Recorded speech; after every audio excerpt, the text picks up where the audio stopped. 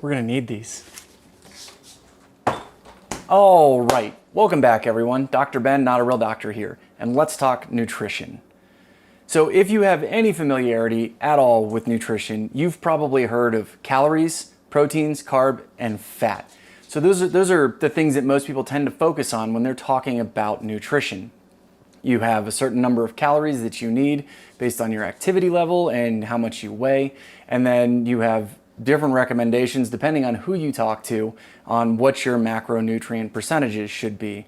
And then you break up your meal plan based on that percentage. So 2,500 calories, maybe 20% protein and 10% fat and 70% calories, right? That's sort of kind of the general calorie breakdown that you can find all over the place. I think that's pretty much how the food pyramid breaks down. Now, different people, like I said, have different schools of thought on that. And I grabbed some eggs, and we're gonna talk a little bit about nutrition and why I think we really have a poor understanding of nutrition and the way it really works. This is a chicken egg. Now, if you look up the nutrition facts on an egg, you're gonna get some slight variation depending on the source, but round about 80 calories to an egg, about 6 grams of protein, 5 grams of fat, and about half a carb per egg. You have a whole bunch of different stuff that you put together in a meal, breaking it down that way, and you calculate out how many calories that meal is, and then you try and put 3 to 5 meals together that make up that calorie total.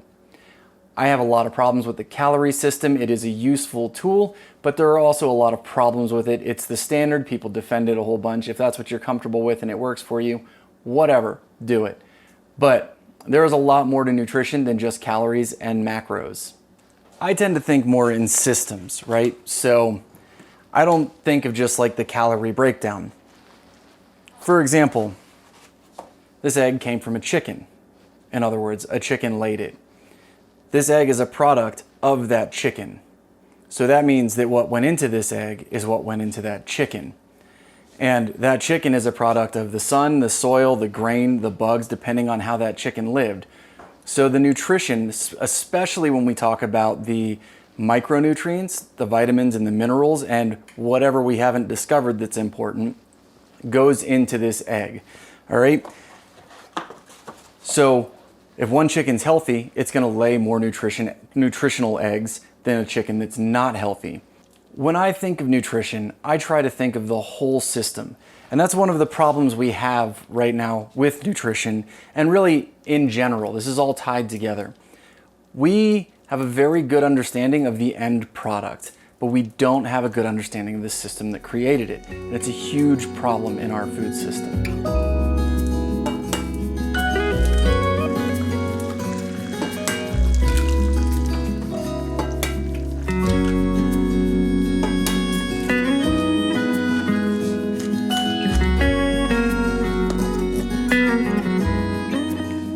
So who really cares about this, right?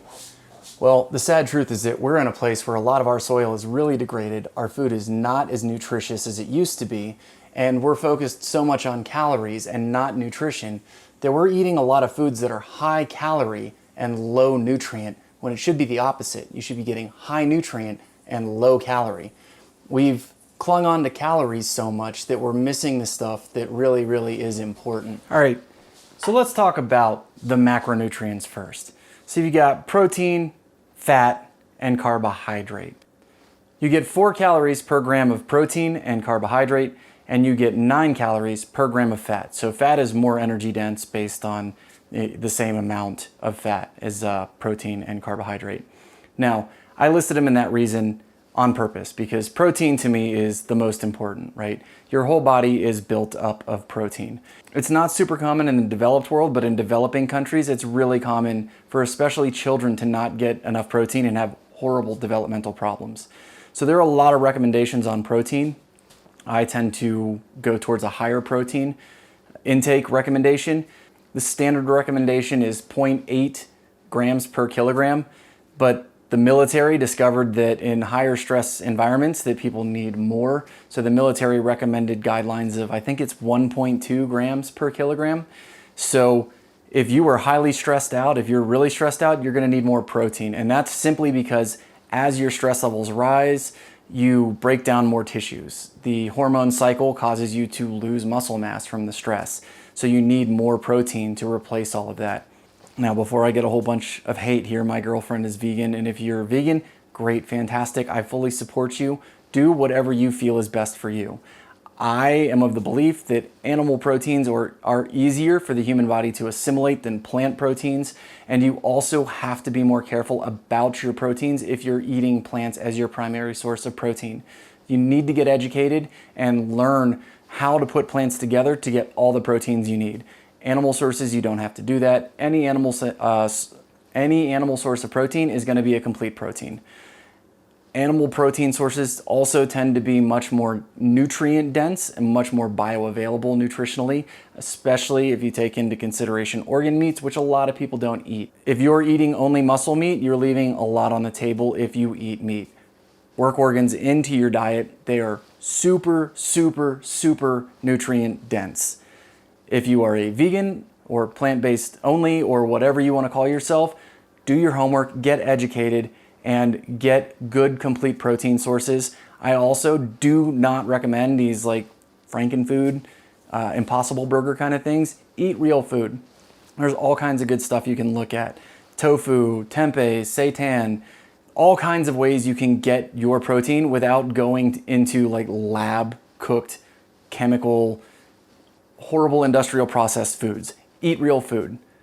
Now for fats. Fat is super important. It gets a really, really bad rap because for a long time, it's sort of been assumed that eating lots of fat makes you fat because that's just the equation, right? You eat fat, it turns into fat, which isn't exactly how it works.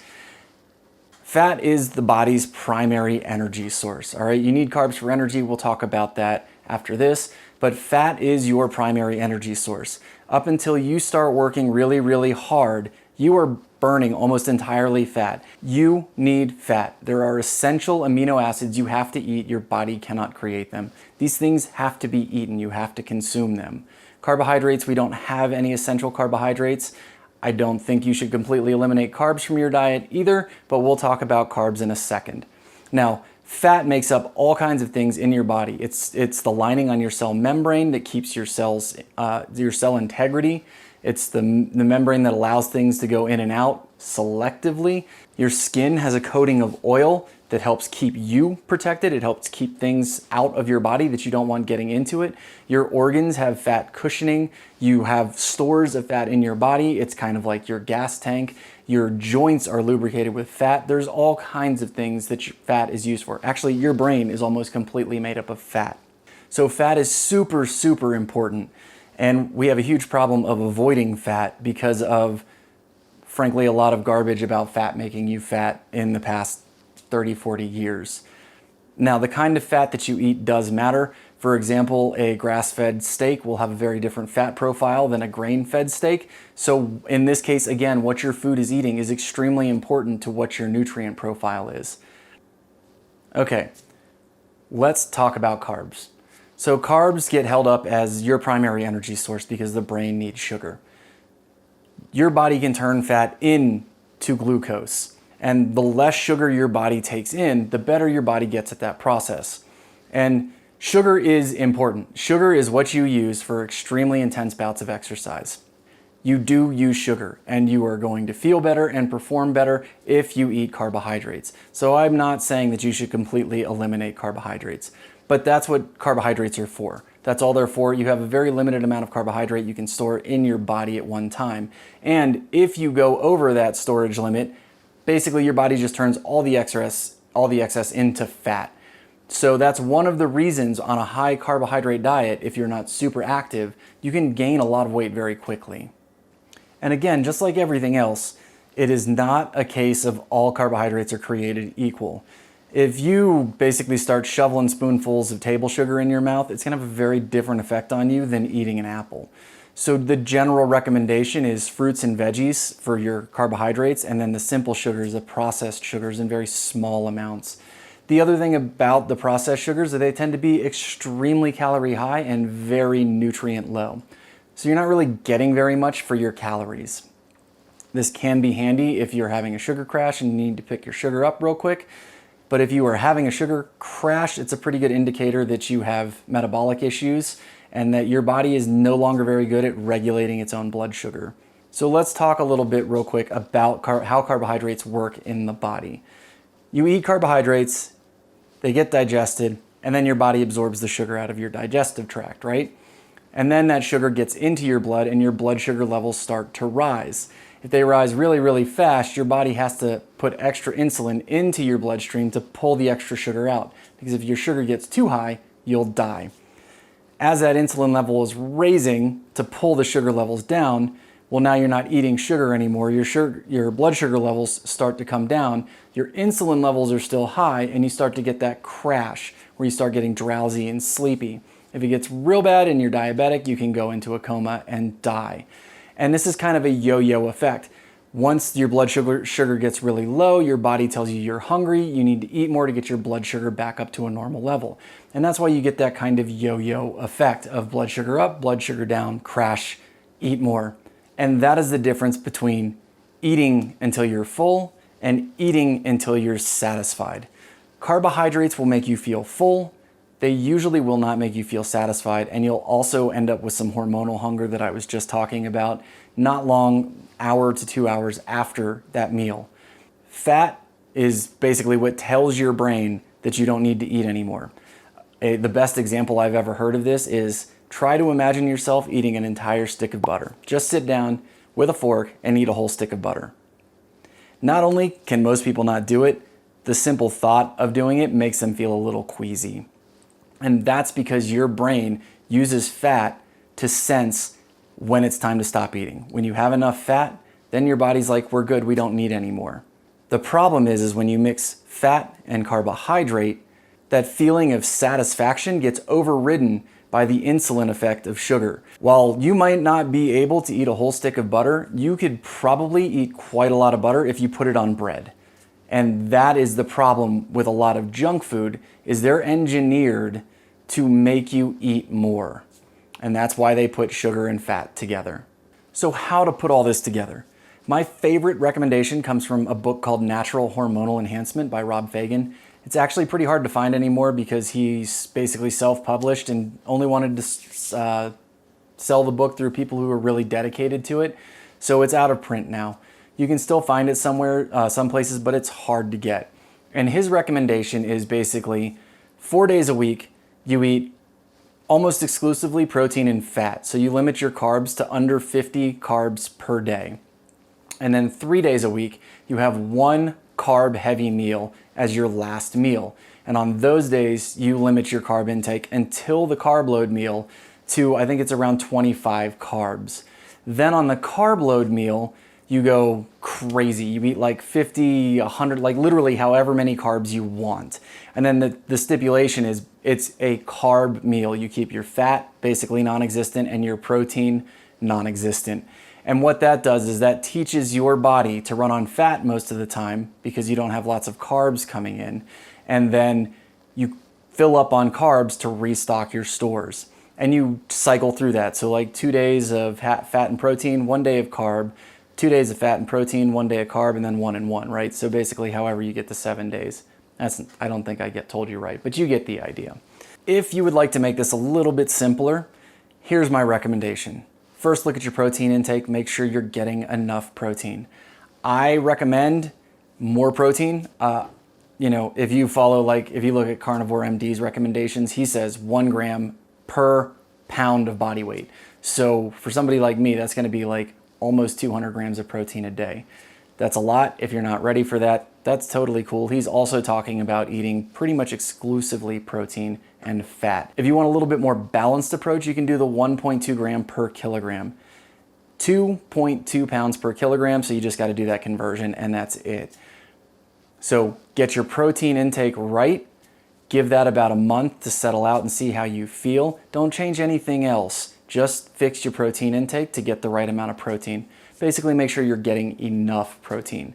Now, after that month, if you are happy with where you are weight-wise, you can keep everything else the same. If you'd like to lose a little weight, decrease your carbs until you get to a place that you want to keep. That's really all you have to do to start playing with this stuff. we make it really, really complicated, but a lot of this, we're all individuals, it's experimentation. What works for me isn't gonna exactly work for you. So you're gonna have to play with this a little bit and find what works best for you and when you feel the best. But above all, real food. Anyway, that was like a crazy crash course on my take on nutrition. If you guys are interested in this, let me know. Maybe I'll put together a whole series and break everything down a little bit more and make this a little bit more truly educational rather than just a flyover perspective. If you'd like that, let me know in the comments down below. But that is what I got for you today. If you like the video, smash that thumbs up. If you know somebody who could benefit from this, share the video with them. And if you haven't already subscribed, please consider subscribing. Until next time, keep your life in motion.